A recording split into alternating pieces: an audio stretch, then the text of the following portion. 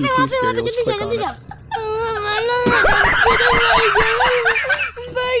कान जाओ मारम साले को मारम मारम मारम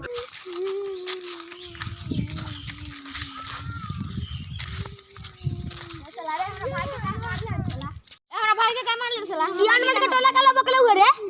और तू मार दे भाई मार हां मार दे भाई मार ले तू बताओ साला तू बताओ तू कहां मार लो हेलो जल्दी आ मारो गले जल्दी आओ रुक जो अभी लियो अभी बता ली उस सरवा के कौन मारे मरला खा खराब जल्दी झगड़ा खुद करे वाला ए का बोल हां कौन मारला ये दिन लोग मारला हो हां रे साला तू मार लगे चलो भैया इस मार के मुआ दी गुंडा लैला करे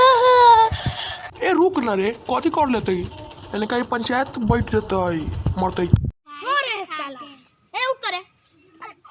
कथी ला लड़ लउआ हां कथी ला लड़ ए अनमन के टोला बके गेल हो